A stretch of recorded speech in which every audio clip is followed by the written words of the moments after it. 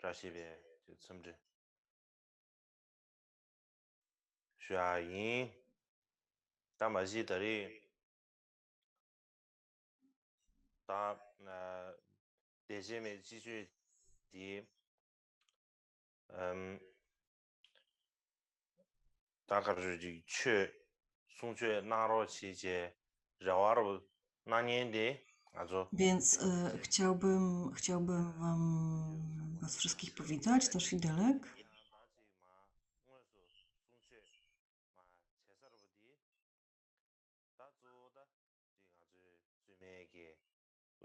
권하수 차리 와르디 인비냐 대단 냠도 아주 지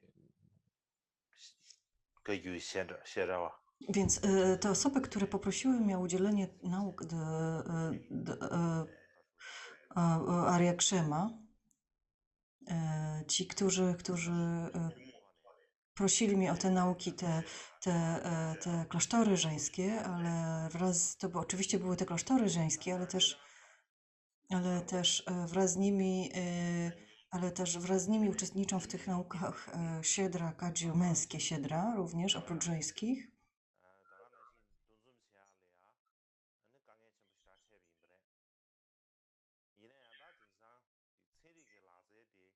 Więc korzystamy z tej okazji, aby wspólnie razem cieszyć się naukami dharmy.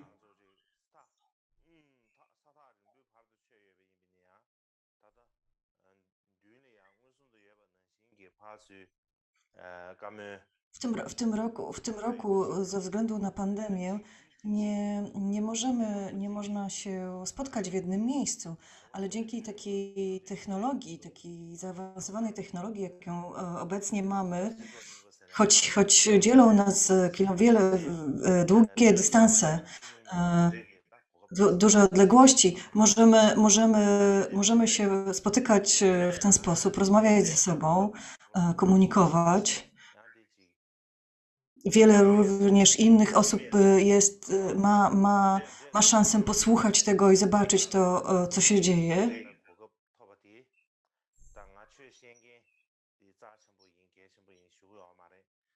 Kiedyś w dawnych czasach ludzie nie mogli nawet marzyć o takiej szansie, a teraz to wszystko jest proste.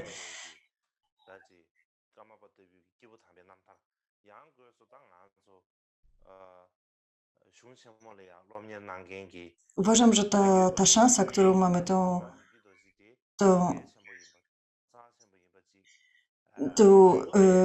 jest bardzo ważne. Musimy to doceniać, tą szansę. Nie chodzi mi tutaj o to, żeby podkreślić, że moje nauki są jakieś bardzo ważne. Ale historie życia i wyzwolenia wielkich istot, takich jak 8 Karmapa Mecha Dorje, są bardzo ważne. Mecha Dorje jest ważnym karmapą ważnym dla wszystkich studiujących dharmę.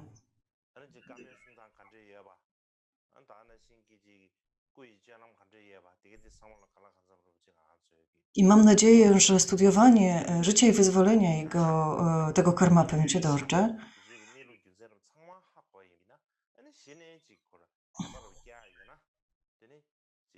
że lepiej zrozumiecie dzięki temu, jaki miał charakter, jak myślał, jak nauczał, czego doświadczył, jak postępował, jakich decyzji podejmował.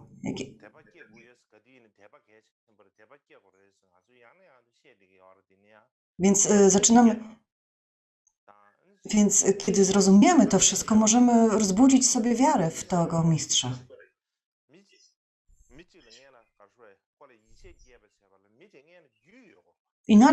Inaczej, gdyby nam ktoś powiedział, musicie ufać i wierzyć w to, co napisał Mecha Dorje, to żadna wiara by się w nas nie pojawiła tak sama z siebie. Musimy mieć jakąś metodę, żeby rozwinąć taką wiarę w sobie. Żeby zaufać jakiejś osobie, żeby zawierzyć jego słowom, musimy najpierw tę osobę poznać, musimy zobaczyć, jak żyje, jak działa, co myśli, prawda? Dlatego teraz poznajemy, kim jest Mecha Dorje. Musimy zobaczyć, czy warto go docenić, czy warto mu zawierzyć, a potem zawierzyć jego pismom, jego naukom. Dlatego uważam, że te nauki są ważniejsze od wszystkich innych, których udzieliłam wcześniej.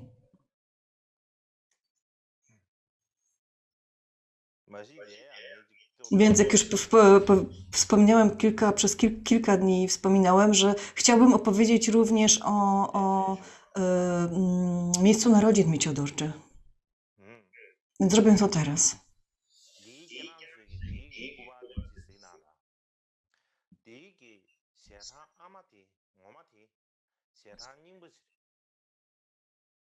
Może najpierw powiem coś na ten temat. Czekajcie chwilę.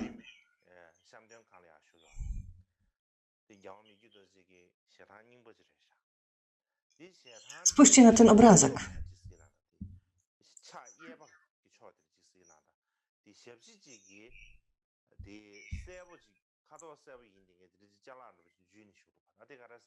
Oryginał tej tanki jest przechowywany w Ruben Museum, w Muzeum Rubena w Nowym Jorku. Spójrzcie na prawą stronę tej tanki.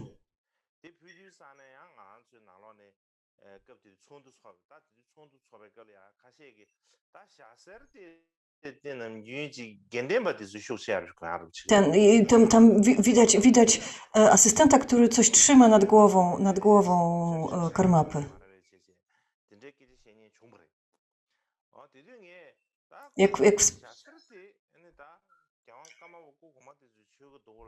Więc wspomniałem o tym już wcześniej.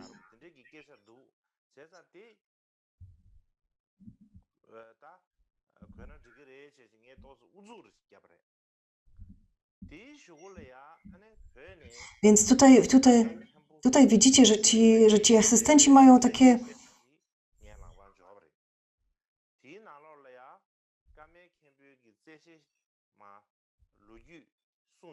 Więc wcześniej tutaj widzicie karmapę w czarnej koronie. Karmapowie również nosili czerwone czapki, czy też czerwone takie korony na znak ich praktyki Vinaya.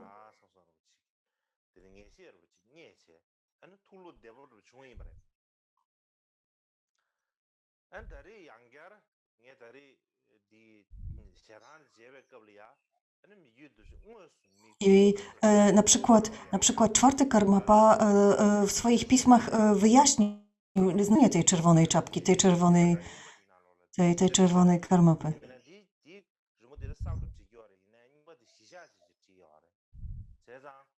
Więc wiemy na pewno, że karmapowie nosili też takie żółte czapki. Ale oczywiście to jest taka dygresja do tej czarnej korony.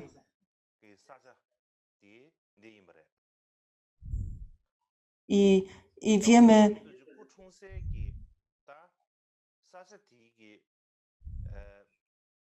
więc nie wiem, czy dobrze zrozumiałam, bo myślę, że chodzi o to, że na tym oryginale z Ruben Museum właśnie Mieciodorze nosi nie czarną kolonę, ale właśnie żółtą czapkę, ale nadal jest to Mieciodorze i że istnieją przekazy, które mówią, że karmapowie również takie żółte czapki nosili, ale tutaj jak ktoś skopiował tą oryginalną tamkę z Ruben Museum, to ukazał Mieciodorze w czarnej koronie. Chyba o to chodziło, nie jestem pewna, ale tyle do mnie dotarło.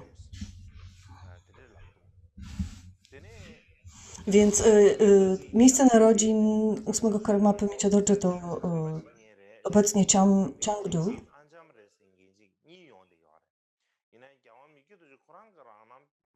Trzeba iść w górę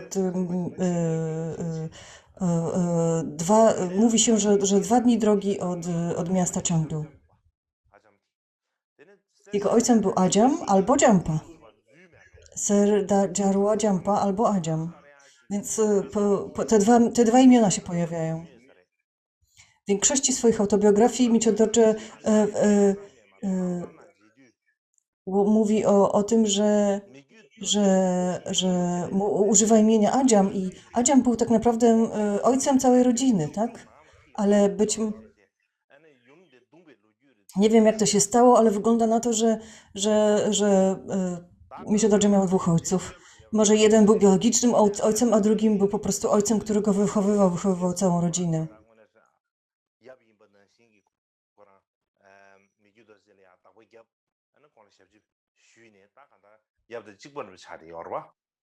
다들 용대 동살라마드 쉬하더래 띵에 가서 거기 쉬버는 신기 안에 Istnieje również jakiś taki przekaz, że kiedy Micio-Dorji się urodził, to Adziam skrzyczał matkę i powiedział, że znosi tutaj jakieś bezdomne psy, jakieś dzieci bezdomnych psów, czy coś takiego. Istnieje wzmianka na ten temat nawet,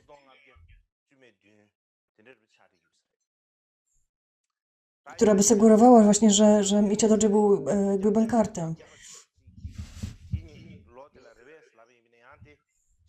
Więc Micio-Dorji urodził się 4 dnia 11 miesiąca roku ognistego zająca,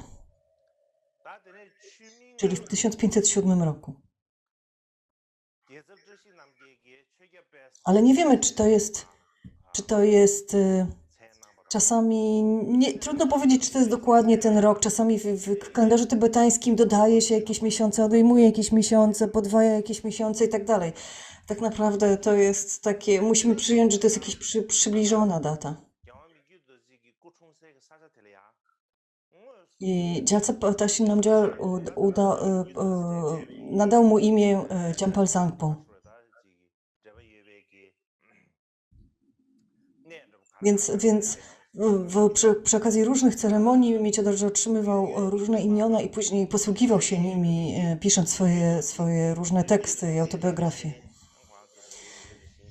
Teraz miejsce, w którym się narodził Micio-Dorji, to jest tutaj w lewym w zasadzie, jak patrzymy na ekran, w lewym górnym rogu jest stupa, w której przechowywanej są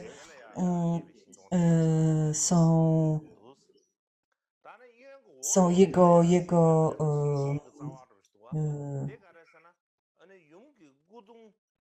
stupa jemu poświęcona. Nie wiemy, co tam w środku jest. Potem jest drzewo, tetrak, pocak,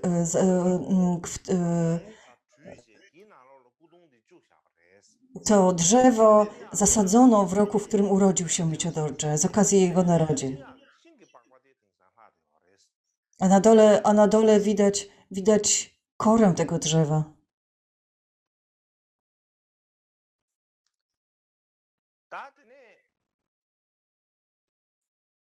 유행기 띵기 아는 구바르디 저러디 머니드 괴데바디 아도 돈을 구해셔버들 가시 도와 어디 가서 Wygląda na to, istnieje również, mówi się również, że wydrążono też to drzewo w pobliżu i tam, kiedy matka Micio-Dorji zmarła, to pochowano je jakby w tym wydrążonym drzewie. I to był... Tutaj są kamienie. Tutaj w rogu mamy kamień, którego jakby taki jakby postawiony ku pamięci matki Micio-Dorji. Potem jest odcisk stopy Micio-Dorji, czy też jego buta i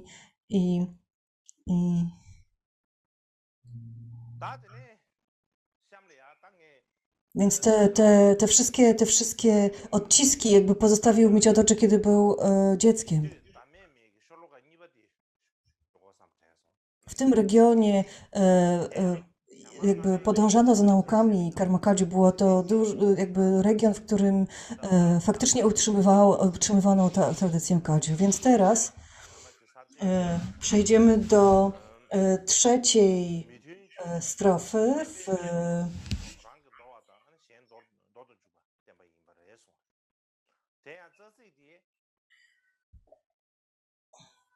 pochwały bez wytchnienia szukał. przepraszam, drugą strofę. Przepraszam, to jest druga strofa. Należycie nauczając prawdziwego znaczenia, baczyłby ci, co próbują darmę zmieniać pseudonauki klnących instynktownie nieprawych, zostali za drzwiami jak plewy jemu za naszą modlitwę.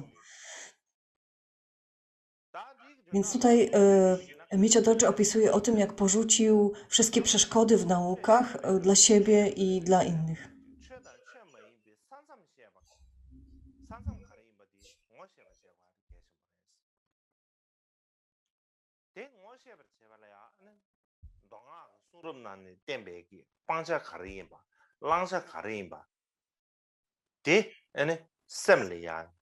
Więc żeby zrozumieć, o czym tutaj jest mowa, kiedy praktykujemy dharmę, musimy dobrze zrozumieć, czym różni się dharma od pseudodarmy, czy też jak odróżnić dharmę od tego, co nią nie jest. Musimy bardzo dokładnie zrozumieć i nauki dharmy zapisane w różnych tekstach, zrozumieć znaczenie sutr i tantr. Musimy, ale samo zrozumienie znaczenia to jakby troszkę za mało. To nie wystarczy tylko usłyszeć o nich albo zrozumieć je intelektualnie. Musimy wprowadzić je w życie, musimy stać się doświadczonym praktykującym. Więc aby wprowadzić takie nauki w życie, musimy mieć odpowiednią motywację, czy też odpowiednią determinację, odpowiednie pragnienie, aby to uczynić. Prawda?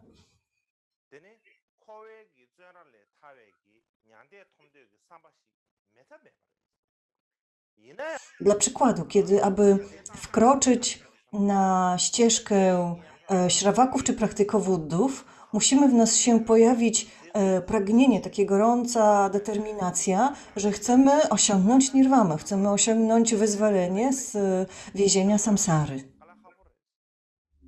Jeżeli zaś z drugiej strony wszystko, co robimy jakby w tym życiu, prowadzi do tego, aby zdobyć sławę, dostatek, szacunek i tak dalej, to nie ma szans, abyśmy wkroczyli na ścieżkę albo byli zaliczani do śrawaków czy praktyka buddów.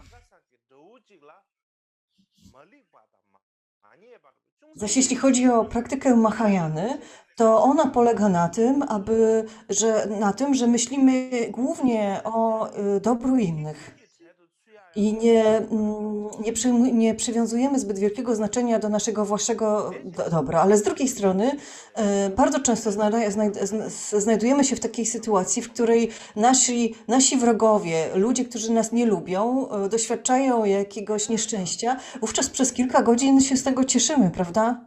To oznacza, że nie ma mowy, abyśmy byli prawdziwym praktykującymi Mahajanę.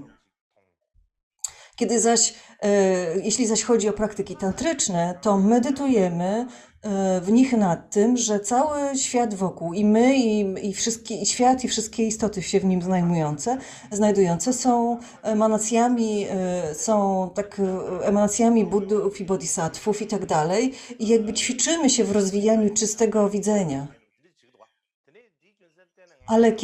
Ale my z drugiej strony, wszystko co wokół nas się dzieje, uważamy za przeszkody i złe zdarzenia i rzeczy, które nam się nie podobają i tak dalej. W związku z tym nie możemy być zaliczani do praktykujących tantrę.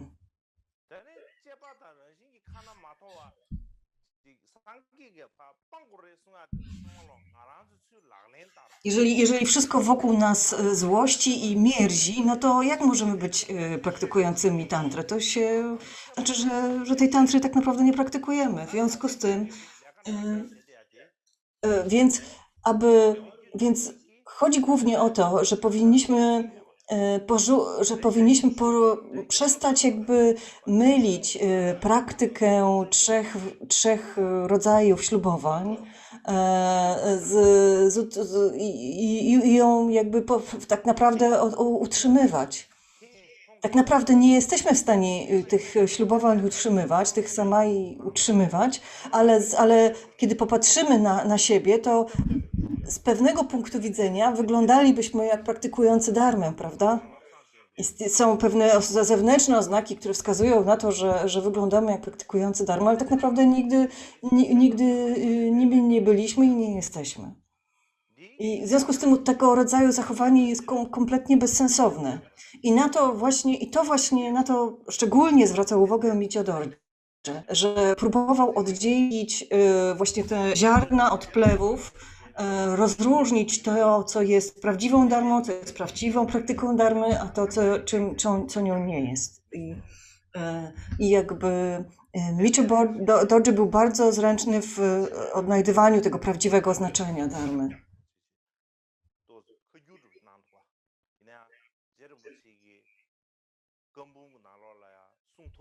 Tutaj nie chodzi o to, że Miccio Dorje jakby opisywał swoją własną wielkość jakby w ten sposób.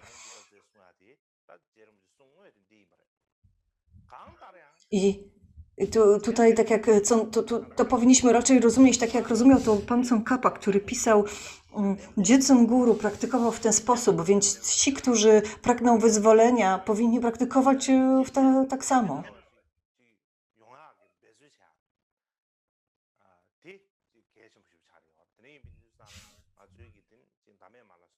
Tutaj jakby Miccio Dorje daje jakby swoim życiem przykład dla nas.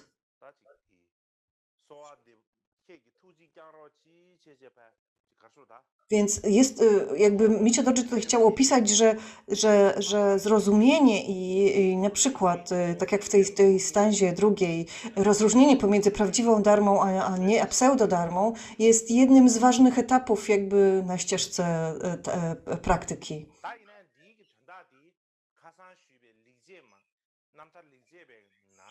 Często my się modlimy do Guru i mówimy, o proszę ochraniaj mnie, opiekuj się mną.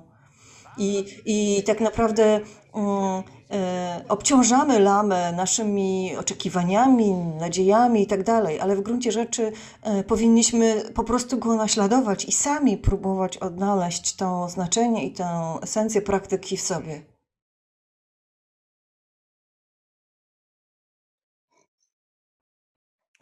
Więc teraz przejdziemy do trzeciej strofy dobrych czynów, która jest jakby analogiczna, która jest jakby... Ta strofa mówi,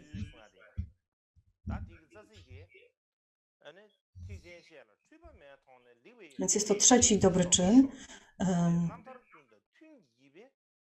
Kiedy uznałem, że mistrzowie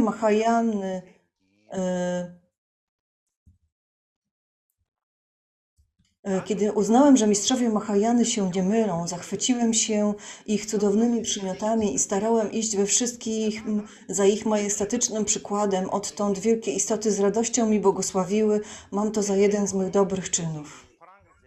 Więc ten dobry czyn określany jest w komentarzach jako ten moment, kiedy Miccio Dorje wkroczył na ścieżkę dharmy i podążał za swoimi nauczycielami.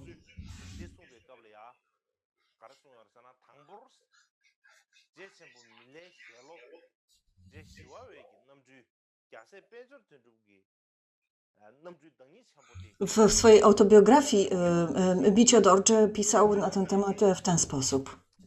W innej autobiografii. Pisał o tym, jak spotykał swoich nauczycieli. Spotkałem wielką istotę, Niełogoshi Tulku Tashi Namgyala, emanację ucznia Milarepy Siła oraz bodhisatwę Paldziora Dendrupa. Oni przekazali mi ślubowania Mahayany, abhiszeki, błogosławieństwa, kluczowe instrukcje i takie jak Bhagavana Gyalvagyatso, Vajravarahi, Mahakali Bernakczena. Więc pierwszym nauczycielem, o którym Miccio Dorje wspomina, jest drugi Gyaltsa Rinpoche Tashi Namgyal. Więc kim był drugi Gyaltsa Rinpoche? Więc żeby jakby pokrótce przypomnieć życie drugiego Gyaltsaba Rinpoche, on się urodził w roku ognistej owcy i siódmy Karmapa Chedra Gyatso rozpoznał w nim reinkarnację Goshli Parjola Dendrupa. Było to w roku wodnej świni, dokładnie tak jak, w roku wodnej świni, dokładnie tak jak przewidział Guru Rinpoche, przepowiedział to, Chedra Gyatso ofiarował Goshli Parjorowi Dendrupowi czerwoną koronę ozdobioną złotem. Na znak osiągnięcia i pobłogosławił ją jako esencję mowy Amitabhy poprzez praktykę Lama Gongdu.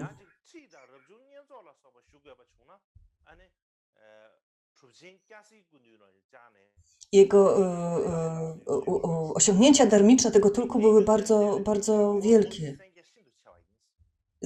Za życia siódmego Karmapy otrzymał on wiele abiszek, transmisji, przekazów od Goshli Tulku, Drunga Situpe i jego brata Dondrubo Goshri.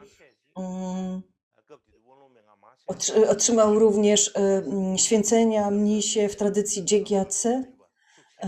Karma Trinlepa zaś wylicza wszystkie przekazy, jakie Goshli Gyaltsab Rinpoche otrzymał i powiedział, że właśnie od tych mistrzów właśnie wspomnianych otrzymał on najwięcej przekazów.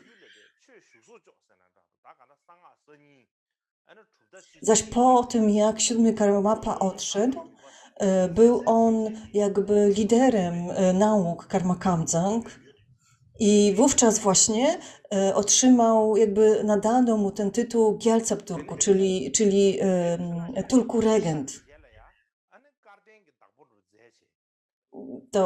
Ten tytuł właśnie wtedy się zapoczątkował.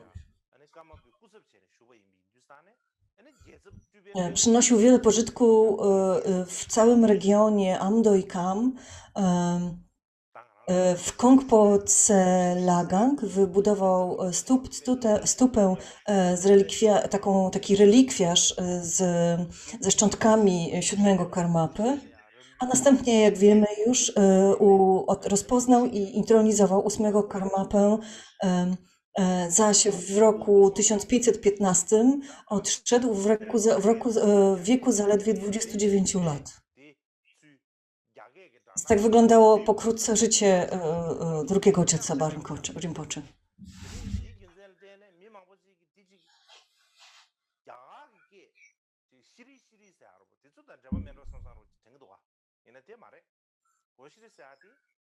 Więc często Goshi nazywano, mówi się, że to jest tak naprawdę taki chiński tytuł, którym określono takich szanowanych lamów.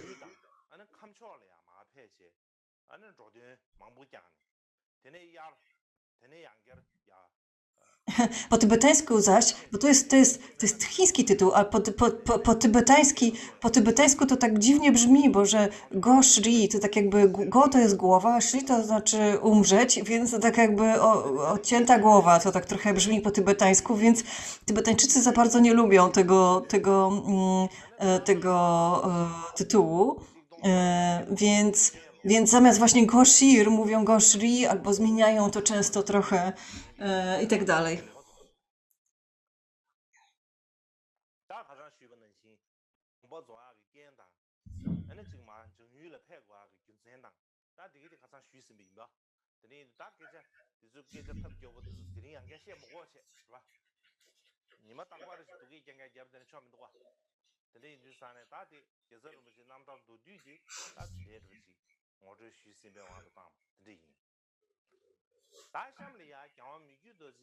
Więc jak powiedziałam wcześniej, w jaki sposób odszedł, opowiadałem już o tym, to nie było, że nie były one zbyt dobre. Sposób, w jaki odszedł, jaki został pogrzebany. Więc to było jakby takie krótkie przypomnienie życia drugiego Karmapy, drugiego dzielca Barinpoche, przepraszam.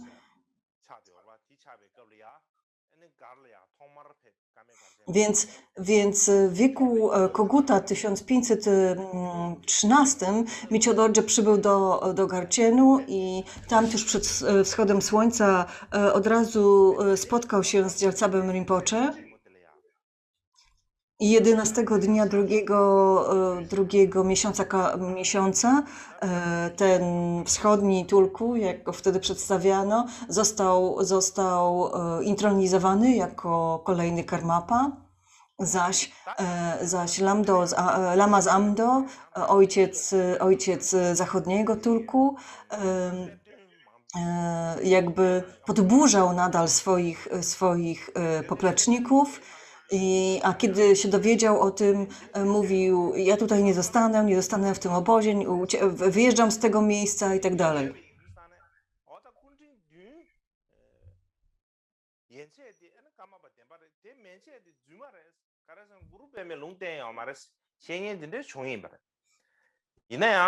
Michio Dorje był przepowiedziany przez wielu tertonów. W wielu termach istnieje. Wielu tertonów mówiło, że przepowiedni Guru Rinpoche mówią tylko o 7 karmapach.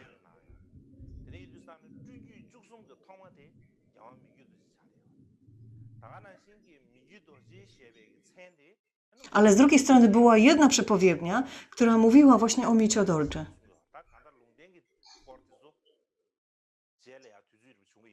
Bo ta przepowiednia mówiła, że nie będzie jednak 7 karmapów, ale 13. I że te emanacje jakby kolejne rozpoczną się właśnie od Michio Dorje, że będzie 7, ta przepowiednia mówiła, przepraszam, że będzie 7 reinkarnacji i potem kolejni karmapowie będą emanacjami i one się właśnie zaczną od Michio Dorje.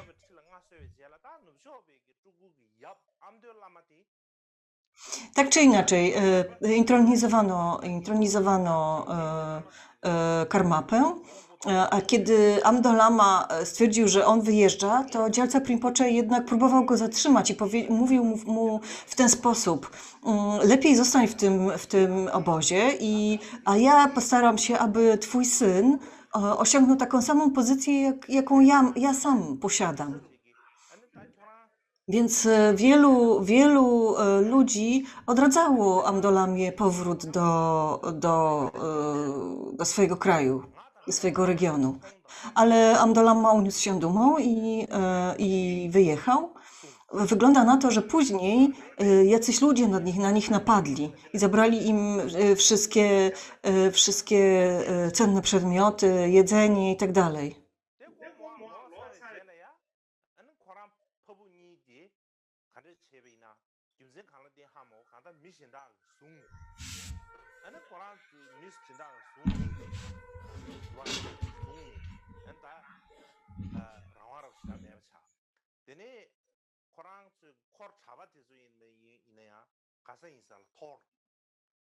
Więc tak pewne przekazy właśnie opowiadają. Nie wiemy dokładnie, co się stało, jak się stało. W każdym razie porwano ich albo napadnięto na nich.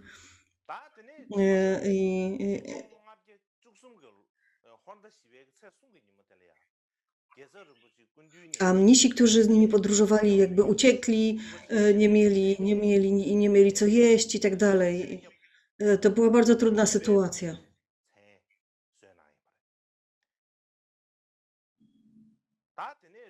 Następnie 3 dnia 4 miesiąca roku Koguta 1513 roku Michio Dorje otrzymał od Gyaltsaba Rinpoche pierwsze ślubowania Mahayany i otrzymał imię Chogyam Drakpa Palzangpo. Otrzymał również od niego Abhishekę Hayagriwy i Vajravarahi. Następnie tego 3 dnia 8 miesiąca tego samego roku w takim Ulung, w miejscu odosobnień Ulung, tak wtedy to miejsce nazywano, Tam się znajduje klasztor i tam Gyaltsab Rinpoche udzielił mu pierwszych ślubowań mnisich, schronień mnisich. I wówczas Micho Dorje przestał nosić świeckie szaty i włożył mnisie szaty.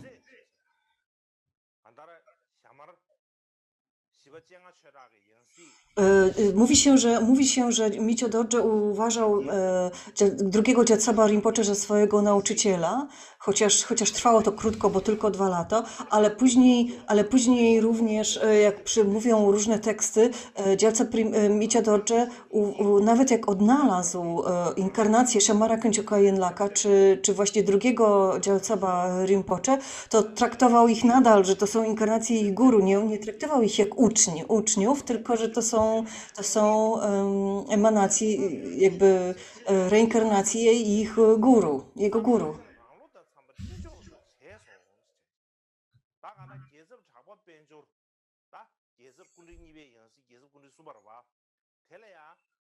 Opowiada w ten sposób również, jakby to pokazuje jego autobiografia.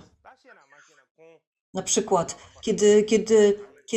kiedy odnalazłem Nirmanakaję, mego pana, wielkiego Vadutipa Dragpa Paldziora, wtedy, kiedy ofiarowywałem, nie mogłem się mu pokłonić fizycznie, tak? Bo nie przystało, bo on był karmapą, ale w umyśle składałem mu niezliczone pokłony i niezliczone ofiary, niezliczone dary.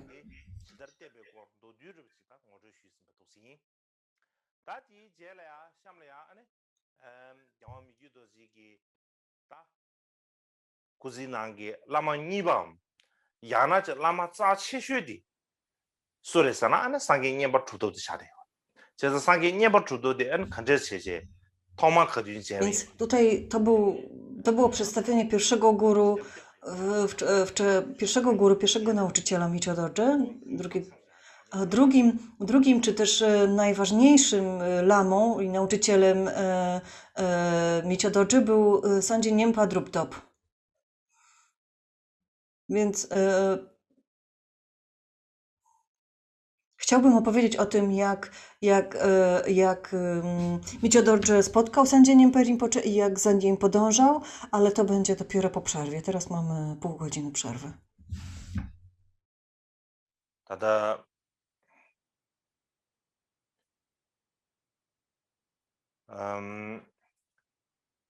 다 Sanjay Nyempa cheje dan Sanjay Nyempa de da tadabadu kunji da baji 주 로드리 페 마르베 근데 제제 다 간다 뒤에 군진 당보디 안다 상인이 뭐 주도 제제. Więc teraz przejdziemy do przedstawienia drugiego nauczyciela, Micho Dorje Sanjay Nyempa.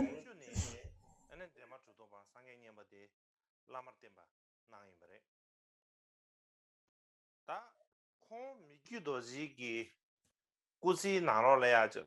라마 댄스에 탐색이 나오네. Teraz mamy 10 Sanjay Nyempę, tak? A tutaj jest mowa o pierwszym Sanjay Nyempie, to był, którego nazywano Sanjay Nyempa Druptop. Więc Micho Dorje spotkał Sanjay Nyempę, kiedy miał 10 lat i od tamtej pory jakby podążał za nim jako za swoim guru, traktował go jako swojego guru.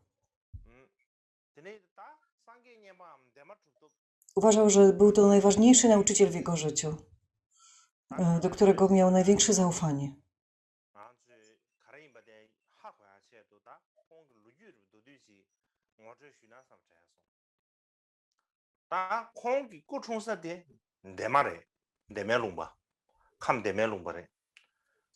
Kiedy zaś na przykład mówimy o linii, na przykład linii Kadziu o Złotym Różańcu, to wtedy wymieniamy Sanjay Nyempę jako jedynego pośród guru Micho Dorje.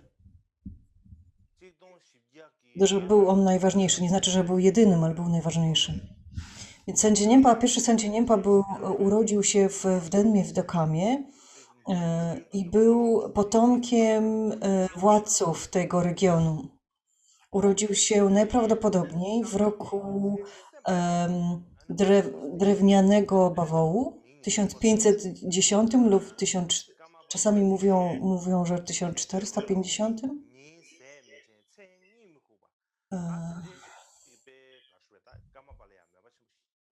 Istnieje wiele rozbieżności. No, gdyby to był 510, to chyba niemożliwe, bo wtedy w tym czasie mniej więcej urodził się Ciadorczy. Tak czy inaczej, kiedy urodził się, kiedy był mały i słyszał o Karmapie, to zaczął mieć gąsią skórkę i zaczął płakać, przestawał jeść, nie mógł spać w nocy i tak dalej. Miał tak wielkie pragnienie spotkania Karmapy. Dlatego, kiedy miał 6 lat, jego ojciec zawiózł go do 7. Karmapy. I kiedy tylko spotkał Ciedraka Gyatso, to było jak spotkanie ojca i syna. I wówczas Ciedrak Gyatso nadał mu imię Tashi Paljar. Mieli bardzo specjalna więź ich łączyła, byli bardzo blisko.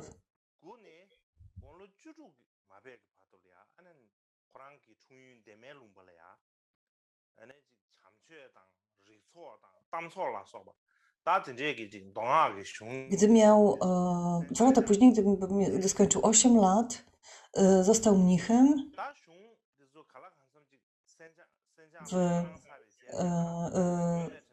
Kiedy miał zaś 9 lat, a od 9, kiedy miał 9 lat do 16 roku życia, studiował 5 Dharm Maitreyi, zbiór pism Nagarjuny, logikę i wiele innych nauk dotyczących sutry tantr.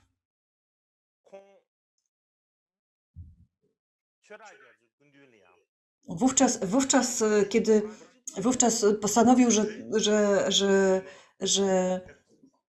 że samo studiowanie nie przyniesie mu zbyt wielkiego pożytku i postanowił zacząć poważnie praktykować i bardzo zapragnął wrócić do swojego guru. Bo te studia odbywały się gdzie indziej. Dlatego w wieku 19 lat sam podróżował dzień i noc, by spotkać ponownie Karmapę Ciedraka Gyatso.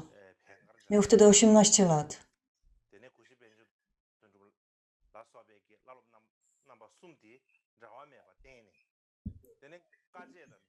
To miejsce, w którym Ciedrak Gyatso wtedy stacjonował, było jakieś 2 dni podróży, ale on po prostu nie zatrzymywał się, tylko szedł dzień i noc, czy też podróżował dzień i noc, żeby jak najszybciej spotkać Karmapę. I wówczas przebywał z Ciedrakiem Gyatso przez jakieś 7 lat. Byli praktycznie nierozdzielni. I praktykował wiele różnych takich praktyk postnych i stał się bardzo chudy. Praktycznie żywił się tylko skrawkami jedzenia. I wówczas ludzie zaczęli go nazywać Niempa Nokiok, czy też sękaty niebieski Niempa.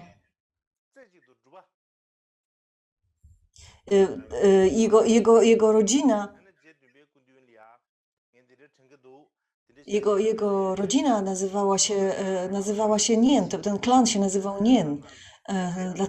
Dlatego imię, dlatego on również nazywał się Niempa.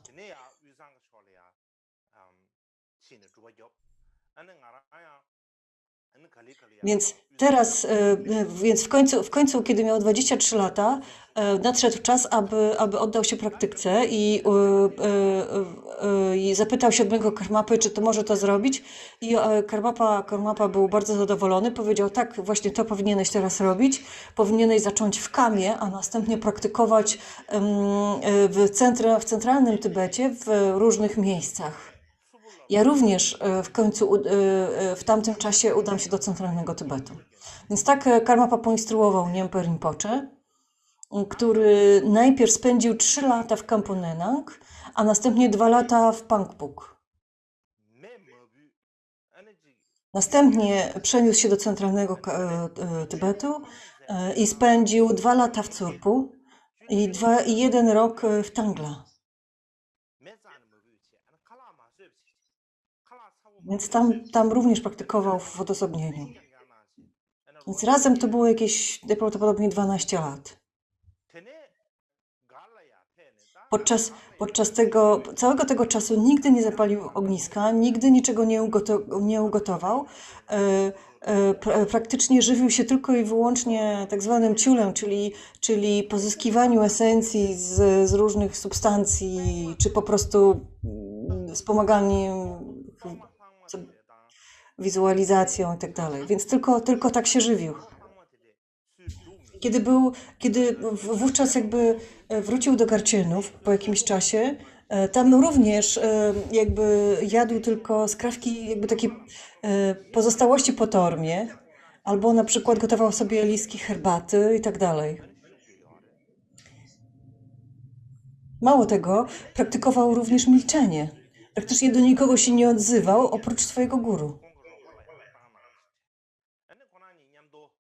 Nikomu nie udzielał żadnych przysług.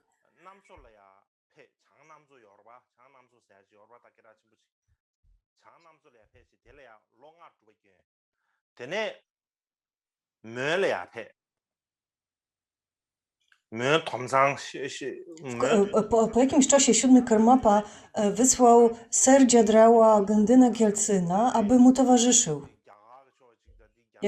I oni razem później praktykowali w odosobnieniu, podróżowali razem, praktykowali w Namco, potem w Nomtakw, potem w Drowolung, Sangpo, Shampogang i tak dalej.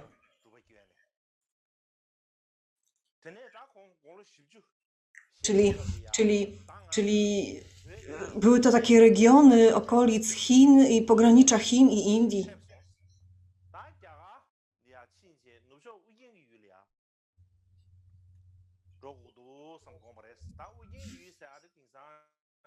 W każdym z tych miejsc spędzał jakiś rok czasu, nie dłużej. Potem przenosił się do następnego.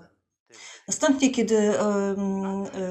kiedy skończył 40 lat, pomyślał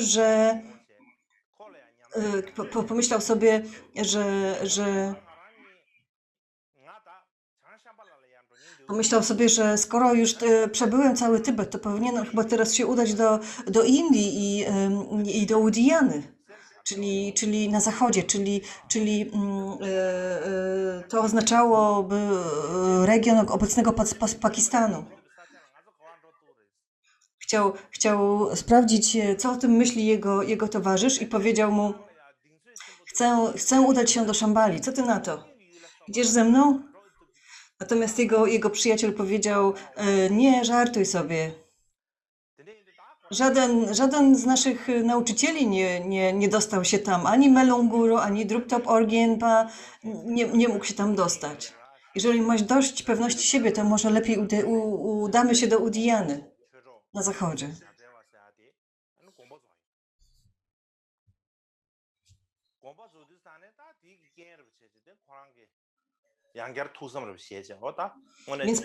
Więc w ten sposób zaplanowali sobie podróż do Udiyany. Ale wtedy nagle Serdziadrała nagle umarł.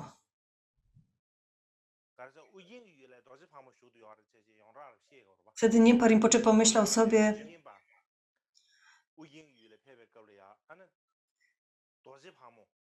jak Udiyana czy czysta kraina, nawet czysta kraina Vajravarahi może być lepsza od mojego guru Buddy. Mój przyjaciel, straciłem najlepszego przyjaciela. No, teraz tylko Karmapa zna wszystkie moje troski i radości i troski. Więc porzucił te plany podróży do Udiyany.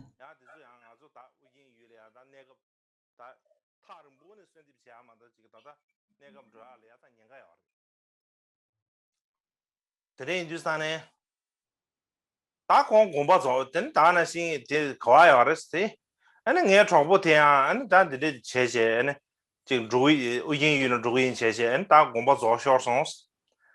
근데 다네 기도 탐제 까마베케. Więc często 아니 의인유는 참 pomyślał sobie też, gdybym się faktycznie udał do tej Udiany, to pewnie ci brodaci muzułmanie pewnie by mnie zabili i wcale nie widziałbym żadnej Vajravarahi ani Guru Rinpoche, tylko po prostu naraziłbym się na wielkie niebezpieczeństwo. Więc tak jak mówiłem, to jakby zarzucił te plany udania się do Udiany. I następnie miał taki sen. Ktoś się mu pojawił, powiedział że nigdy nie poszedłeś spotkać się nie udałeś się spotkać ze swoją matką. Nie powinieneś się z nią zobaczyć i nawiązać z nią karmiczną więź? Więc wówczas faktycznie zapragnął zobaczyć się ze swoją matką. Zapytał o to 7 Karmapę i Karmapa był bardzo zadowolony. Powiedział, tak, powinieneś tak właśnie zrobić. Dlatego Sanji Niempa wtedy wrócił do swojego, udał się w podróż z powrotem do swojego regionu, w którym się urodził, ale miał taką wizję po drodze, że jego matka odeszła i pojawiła się mu przed nim jako Dakini, która wyłoniła się z mantry. I ta Dakini powiedziała mu, musisz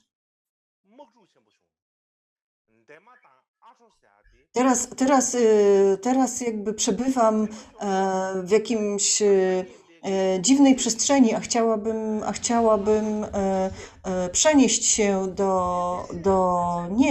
do czystych krain, więc aby to zrobić, musisz mi udzielić Abhisheki Chakrasamvary. I on udzielił mu tej Abhisheki w samadhi. Wszedł w samadhi i udzielił mu jej tej Abhisheki.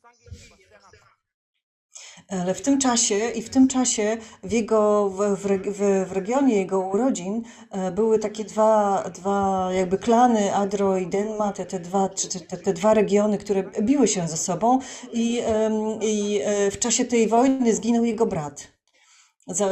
Zaś ten człowiek, który zabił jego brata, postanowił też zabić Sanji Niempę. Usłyszał, że ten brat jogin przybywa z centralnego Tybetu i wyruszył mu na spotkanie. I zaczął szukać Sanji Niempy, a Sanji Niempa wtedy medytował w pewnej jaskini. Gdy ten zobaczył go w tej jaskini i zobaczył, że on po prostu nosi że to jest taki jakiś chudzielec, bardzo chudy człowiek w szatach, które przypominają łachmany, to porzucił całą swoją nienawiść i chęć zabicia go i wzbudził w sobie wielką wiarę. Zaprosił wówczas Sanji Niempę, by przybył do swojego regionu i tam pomógł rozstrzygnąć ten konflikt, aby zapanował tam wreszcie pokój. Ale Sanji Niempa odmówił. Postanowił chciał nadal przebywać w odosobnieniu.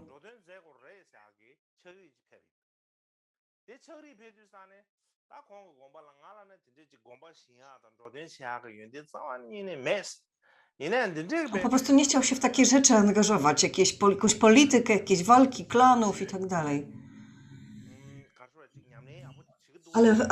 Ale wtedy Karmapa Ciedragyaco wysłał mu list, i Karmapa w tym liście powiedział, powinieneś udać się do swojego regionu i tam wybudować klasztor. Niempa Rinpoche wtedy pomyślał, nie mam żadnych właściwości, ani zdolności, aby prowadzić klasztor. Wygląda na to, że mój guru mnie testuje. Chcę sprawdzić jakby poziom mojego doświadczenia, mojego urzeczywistnienia. Więc znowu postanowił, że będzie kontynuował praktykę w odosobnieniu, nigdzie nie zamierza się udawać.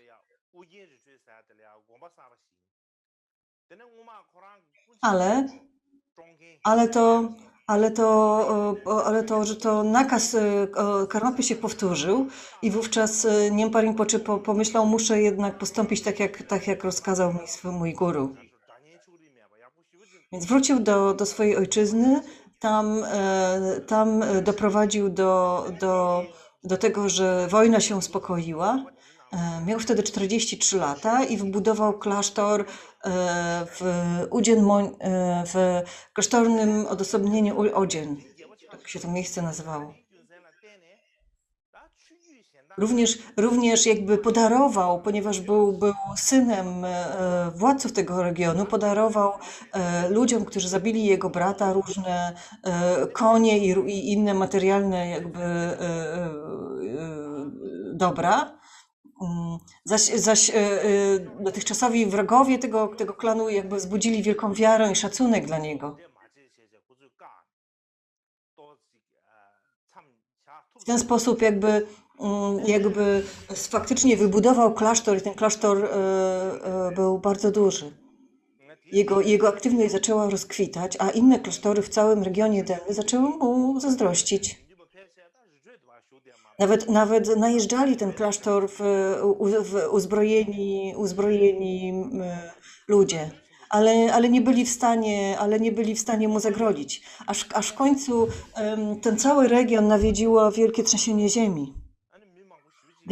Większość tych lokalnych klasztorów została zniszczona. Również klasztor Sandzie Niempy trochę się zniszczył, ale wyglądało, ale Sandzie Niempa nie zszedł na dół, tylko mieszkał na 4. piętrze tego swojego klasztoru i został nietknięty, tak jakby po prostu jego ściana była nietknięta. Wówczas wszyscy uznali, że to jest bardzo wielki Siddha i zaczęli go nazywać Niempa Dondrup, właśnie Niempa Siddha.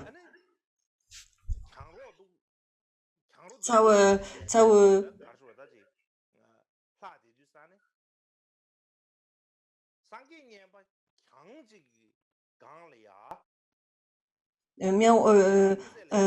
Niempa Rinpoche miał wtedy 2 siostrzeńców i obaj zginęli w tym trzęsieniu ziemi, natomiast Niempa Rinpoche jakby był nietknięty i mu się nic nie stało kompletnie. Ściany klasztoru stały w ten sposób, a Niempa Rinpoche wszystko inne jakby runęło w dół, a Niempa Rinpoche po prostu siedział na szczycie jednej z tych ścian i ludzie uznali, że on po prostu uniósł się w powietrzu, że po prostu i dlatego uznali, że on jest wielkim Siddhą, nie wiem, czy faktycznie się unosił w powietrzu, czy po prostu złapał się jakiejś ściany i przeżył. W każdym razie od tamtego czasu nazywano go Niempa Dondrup. Niempa Druptop.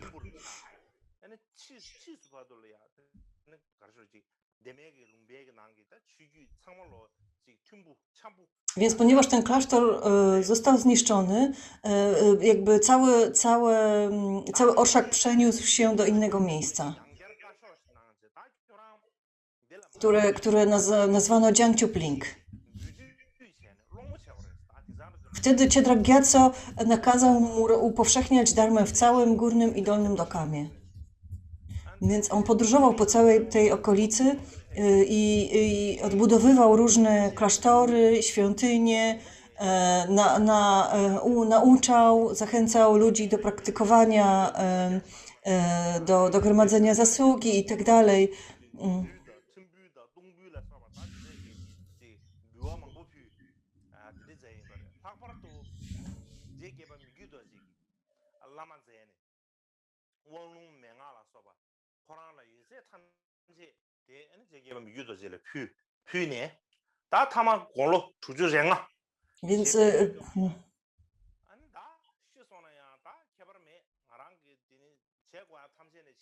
Więc ponieważ tam otrzymywał bardzo wiele datków, to później jakby mógł ofiarowywać się Chedrakowi Gyatso, co często czynił. Ale oprócz tych datków oczywiście później służył Micho Dorje i jemu ofiarował wiele różnych abiszek, kluczowych instrukcji, porad i tak dalej. Pierwszy Niempa Rinpoche odszedł w roku 1525 w wieku najprawdopodobniej 65 lat. być może w klasztorze Karma. Miał wielu uczniów, którzy osiągnęli urzeczywistnienie. I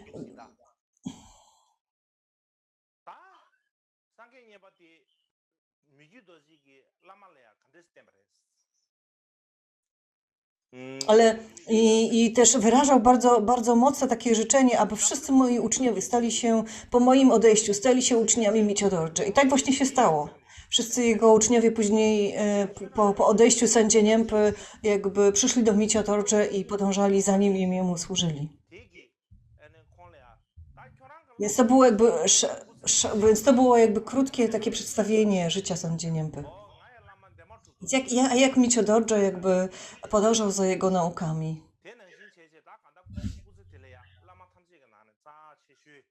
Więc Micio Dorje, kiedy miał 4 lata,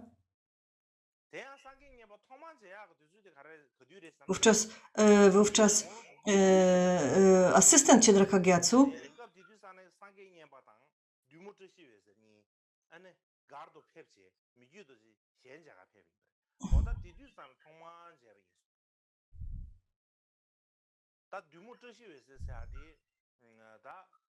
Aha, nie zrozumiałam, o co tutaj chodziło. W każdym razie Micio Dorje spotkał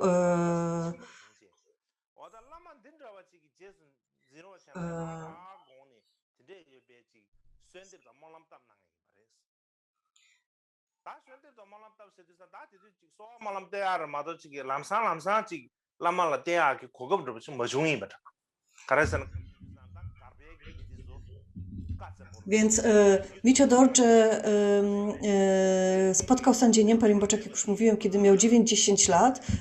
Wówczas Sanjie Nienpa Rinpoche pojawił się w Garczenie i tam się spotkali.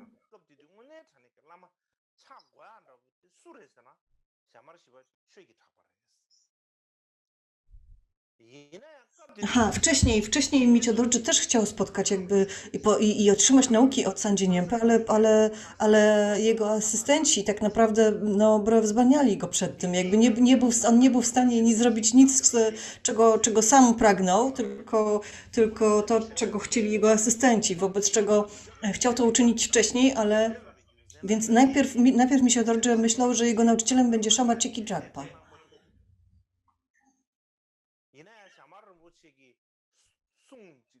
Ale Micio Dorje był w Kamie, a Shama Rinpoche przebywał w Tybecie Centralnym. Byli daleko od siebie. Ale jak powiedziałem wcześniej,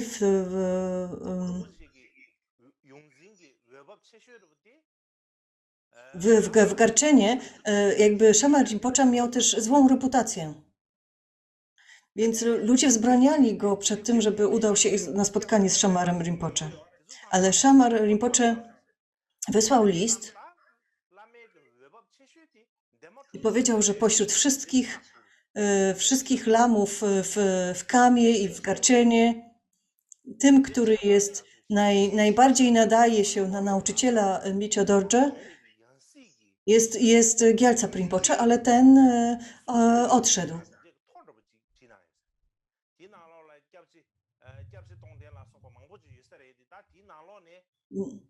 Więc ponieważ ten odszedł, jakby tym, który powinien teraz nauczać Karmapę, powinno być Denma Dupchop.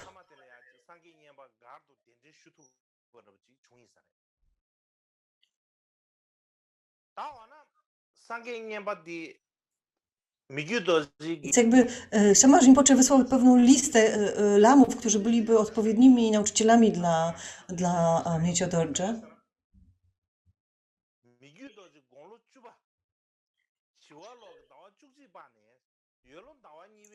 Więc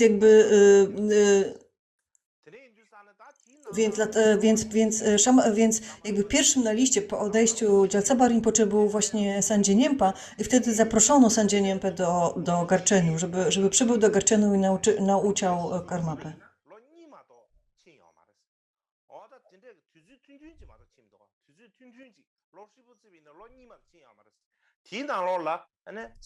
Więc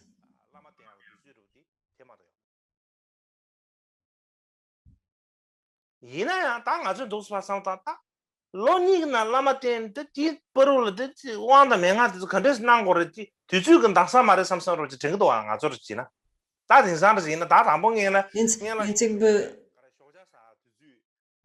więc tutaj jest pewna dyskusja na temat tego, jak długo nauczał, jak guru, jak długo sędzia Niempa nauczał Miciotocze, czy to są 2 lata, czy 4 lata, że według jednych zapisków 2, według innych 4 i tak dalej. Więc tak sobie myślimy, jak to jest możliwe, że w ciągu 4 lat otrzymał przekazał mu te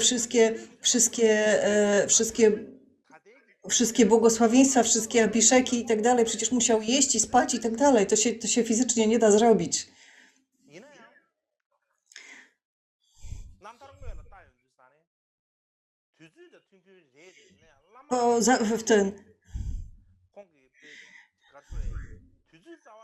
Więc kiedy spojrzymy na plan dnia, o której wstajemy, tutaj śniadanie, potem jest lunch, potem jest przerwa na herbatę, potem jest przerwa na kolację. Jak ktoś może przekazać te wszystkie przekazy i abiszeki kadziu jakby w tak krótkim czasie jak 2 czy 4 lata? Więc z jednej perspektywy jest to Więc z jednej strony jest to bardzo krótki czas, a z drugiej strony trzeba pamiętać, że Micia Dorje nie chciał marnować czasu. Po prostu wstawał o wschodzie słońca aż do nocy, cały czas spędzał z sędzią Niempą. Po prostu niczym innym nigdzie nawet nie wychodził na lunch, razem coś tam jedli, po prostu i cały czas jakby otrzymywał abiszeki i słuchał dharmy i tak dalej. Więc Micio Dorje sam o tym tak w ten sposób pisał, że kiedy dotknąłem stóp sędzi Niempy Mahasiddhi Nirmanakai dzieło Smrtiti Dźniany, przyjąłem od niego ślubowania nowicjatu. Również otrzymałem od niego abiszeki i błogosławieństwo Kriya Tantry, włączając Trisamaya Viuchę, abiszeki i błogosławieństwo Charya Tantry, włączając Vajrapani, abiszeki i błogosławieństwo Yoga Tantry, włączając Vajra Datiteshvari, błogosławieństwo i abiszeki Anuttara Yoga Tantri, włączając Kalachakrę oraz wszelkie inne abiszeki i błogosławieństwa 10 poziomów, takich jak siła świadomości i tak dalej, z różnych tradycji i z starych i nowych przekazów. Słuchał ich wszystkich.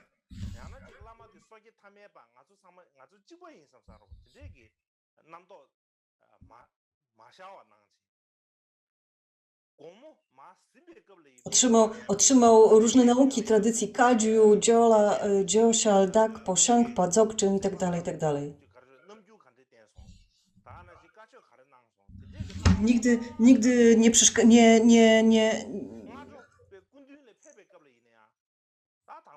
Nigdy nie był arogancki, nigdy nie powstała wobec niego w nim jakaś zła myśl wobec jego nauczyciela.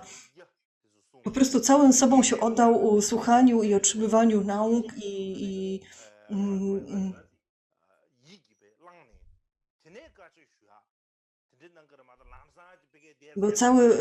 był naprawdę okazem oddania. Rano ofiarowywał 7-częściową modlitwę, wizualizował swojego guru jako Vajrasattwę.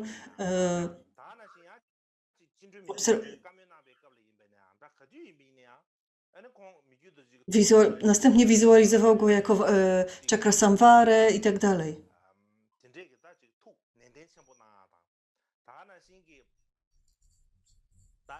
To bardzo różniło się od tego, jak my teraz otrzymujemy i przyjmujemy praktyki dharmy.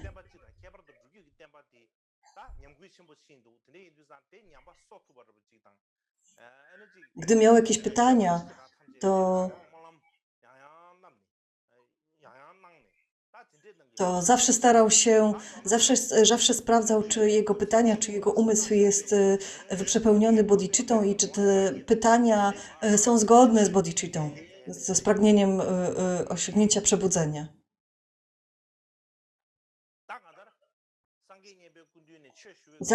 Zawsze zastanawiał się, jak wspomóc, wspierać nauki dharmy, jak pomagać czującym istotom i tak dalej.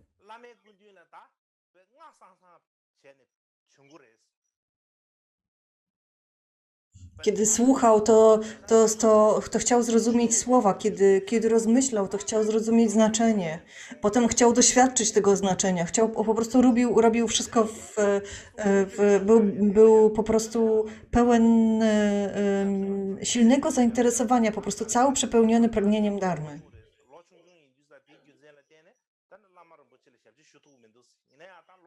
Wstawał bardzo, bardzo wcześnie rano, z nikim nie rozmawiał.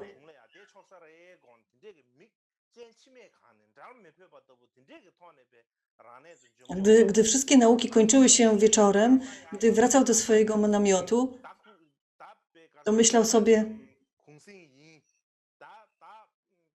ponieważ jestem taki młody, nie mogę być jego służącym, ponieważ jestem to za młody na to. Ale gdybym był trochę starszy, to by było super, gdybym mógł być służącym Sandzie Niempy.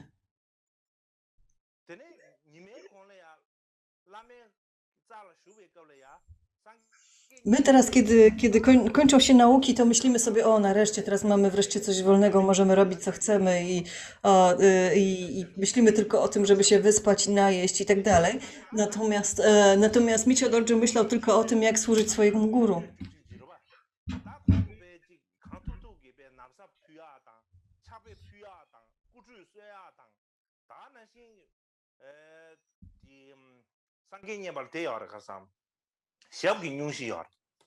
미규도 통말 현재에 겁려야 펩투가 이내 제마 현재 주산 펩투면 샤브르 뉴시야 어떤 뉴시에 디솔이야 뉴요 유야라 써봐 너나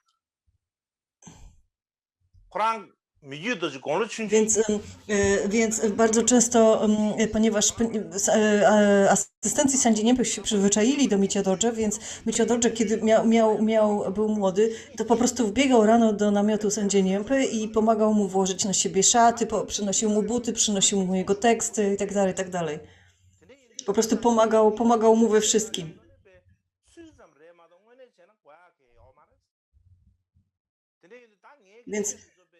Więc Michio Dorje starał się służyć swojemu guru jakkolwiek mógł, jakkolwiek potrafił.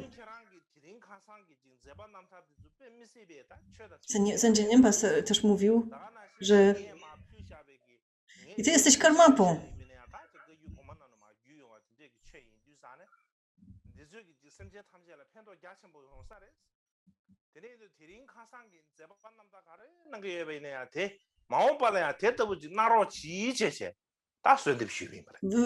Wystarczy, że po prostu będziesz słuchał dharmy i otrzymywał nauki, to wszystko. To naprawdę nic nie musisz robić, nie więcej.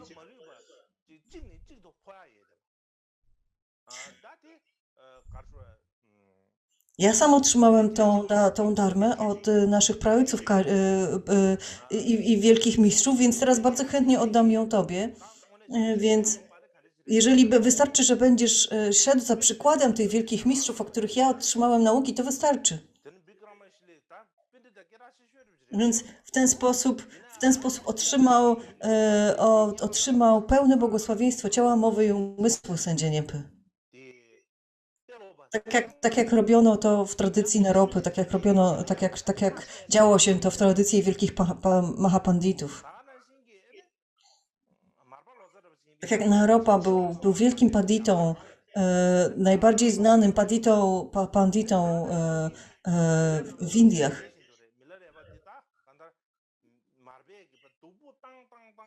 Ale nie był jakby usatysfakcjonowany tym, że jest panditą.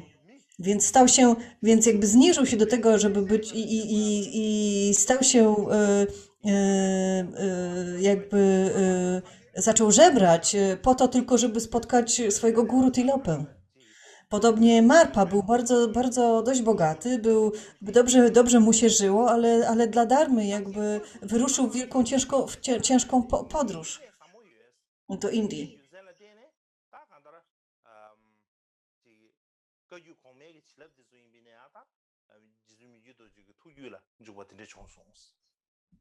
Podobnie Milarepa,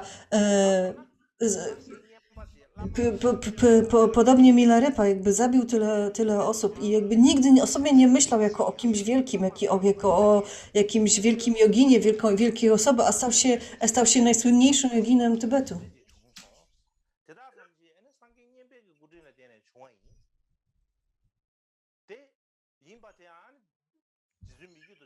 Więc takie błogosławieństwo tych praojców Kadziu jakby zrodziło owoc w postaci Michodorje, który miał podobne nastawienie do siebie i do nauk. Miał wielkie oddanie dla swojego guru i zawsze uważał, że wszyscy inni wokół są jakby ważniejsi od niego. Nigdy nie uważał siebie za kogoś niezwykłego i był w stanie jakby podjąć się wiele trudów dla Darmy i Nigdy nie tracił czasu na rozważanie jakichś błędnych poglądów, jakichś bezużytecznych dyskusji.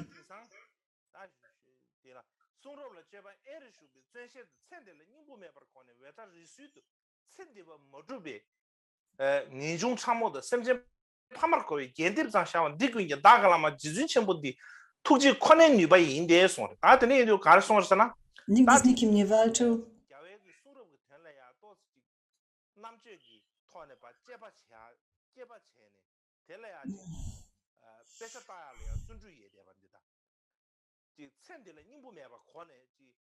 On po prostu uznał, że ja nie mam zbyt wielu właściwości, ale mam trochę inteligencji, mam trochę prażni. Jeżeli mogę przeczytać wszystkie teksty i rozwinąć jakby zaufanie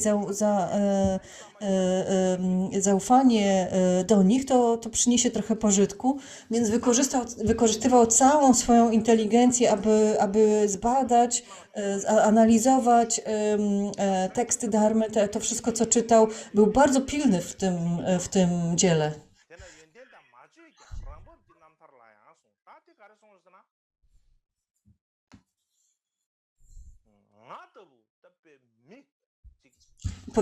Powiedział, że często przebywał w różnych odosobnionych miejscach i miałem jakieś pewne intelektualne zrozumienie, że wszystkie istoty są moimi matkami i to niewielkie intelektualne zrozumienie zawdzięczam tylko i wyłącznie uprzejmości mojego guru.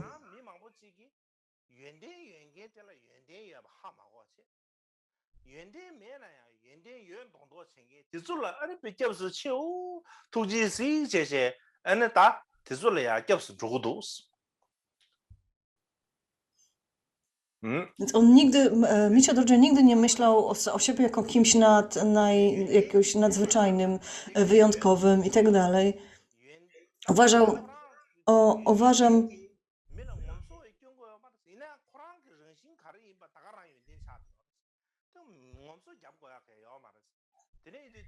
niestety czasami w dzisiejszych czasach ludzie tylko udają, że mają jakieś właściwości i bardzo dużo ludzi jakby przez to, że wyglądają tak dobrze, ufa im.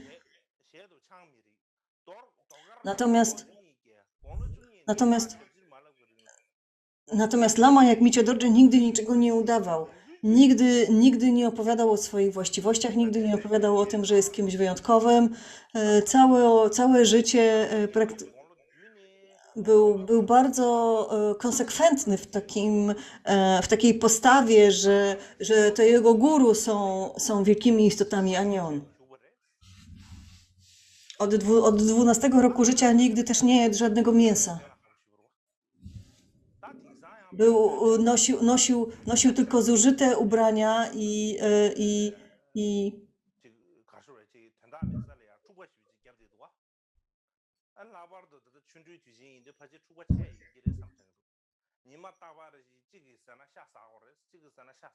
Więc nigdy, więc w tamtym czasie niejedzenie mięsa było czymś bardzo trudnym. Również nie picie piwa, bo było ono alkoholu, bo piwo było bardzo, chang był bardzo powszechnym napojem jakby wtedy. Natomiast on nigdy do końca życia nie tknął alkoholu.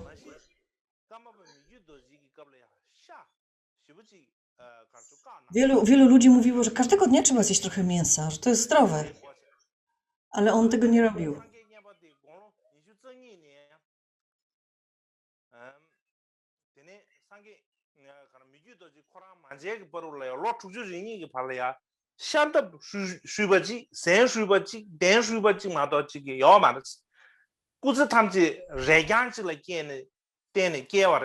Natomiast Micio Odorze uważał, że to są podpowiedzi Mary, te wszystkie rady.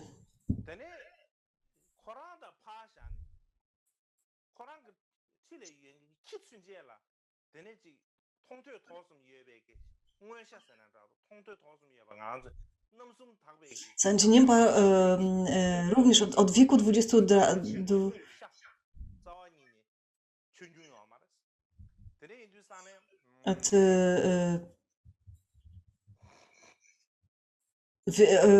Sanji Niempa Rinpoche przez wiele lat nosił tylko jeden szantap i wszystko, co miał przy sobie, jeśli chodzi o jedzenie, to był taki owoc merobalanu. Nic poza tym tak naprawdę nie miał. On po prostu niczego innego nie posiadał.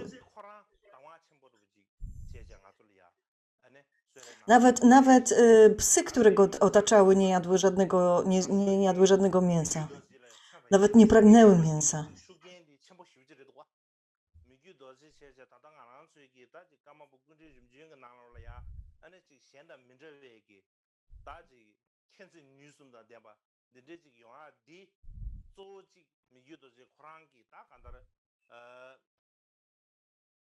Więc Micio Dorje jakby widział, że Sanji Niempa Rinpoche spędził całe swoje życie, poświęcił dharmie, że wykonywał tylko i wyłącznie dharmiczne rzeczy i Sanji Niempa Rinpoche miał na niego olbrzymi wpływ.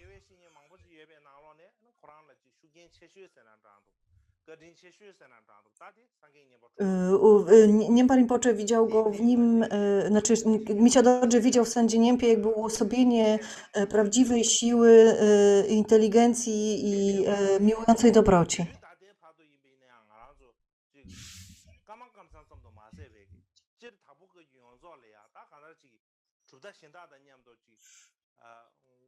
Więc to był oczywiście Micio Dorje miał wielu różnych nauczycieli, ale uważał, że ten właśnie wywarł na niego największy wpływ i że to był jego główny guru. Micio Dorje zawsze uważał,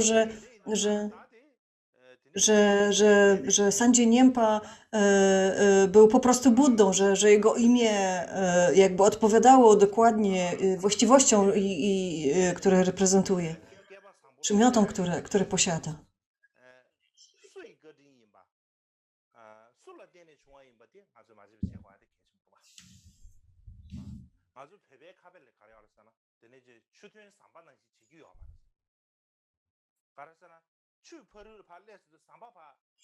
Musimy pamiętać jakby, więc pamiętajcie o tym i pamiętajcie, że to, że w tradycji Kadzi rozwinęła się jakaś tradycja nauk i studiów filozoficznych, to rozwinęła się ona dzięki właśnie Micio Dorje. A kiedy czytacie jego pisma, to pamiętajcie o tym, skąd on się wziął, jaka jest jego historia, od kogo się uczył i za jakimi przykładami podążał i tak dalej.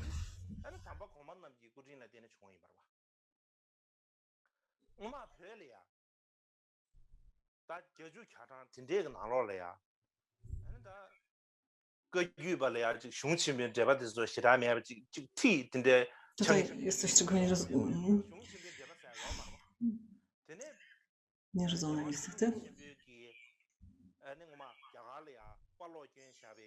Więc to, że teraz jakby mamy się dość dobrze, to dzięki temu, że nasi poprzednicy, poprzedni lamowie, poprzedni karmapowie jakby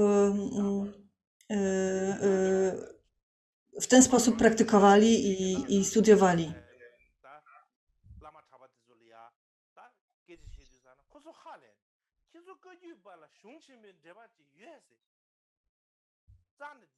Wówczas również XVI Karmapa zamówił wiele filozoficznych tekstów w Indiach i kiedy one przybyły do Tybetu, to oni jakby oni mieli.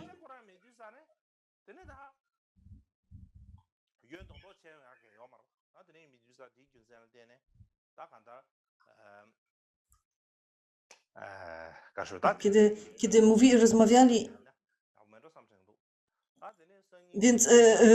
więc bardzo wiele tekstów Karmakadziu jakby zaginęło albo zostało zniszczonych, więc kiedy XVI Karmapa zamówił jakby ich druk w Indiach i kiedy te wszystkie księgi przybyły, to różni ludzie z różnych tradycji innych duchowych jakby byli bardzo zdziwieni. Oto wy w Kadziu macie takie wielkie teksty i komentarze filozoficzne. Te komentarze to były właśnie w większości komentarze napisane przez 8 Karmapę. I bardzo wiele mu zawdzięczamy.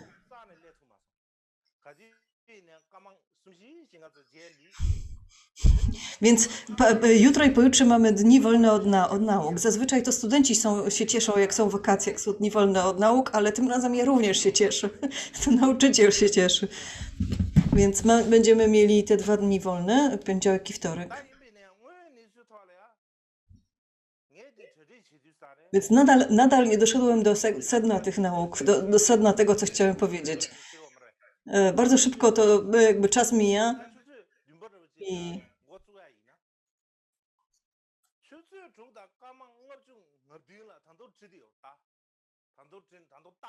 nigdy mam wrażenie, że cały czas dużo mówię, ale nie dochodzę do sedna. Przygotowuję się bardzo dobrze do tych nauk, robię sobie nawet notatki i tak dalej, ale potem wszystko mi się myli i mówię cokolwiek innego.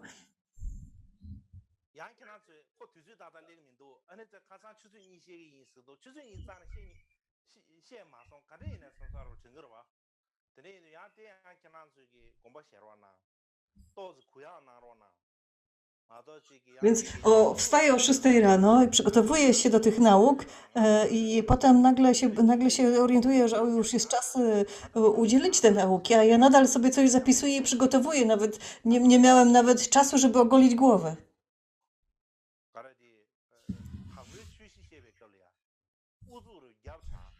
Więc bardzo proszę miejcie dla mnie jakieś wyrozumienie i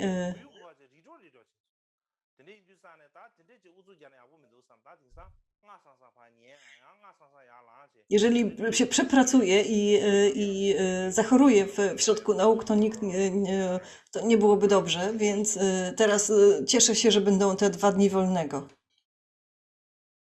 Mam wrażenie, że jestem przemęczony.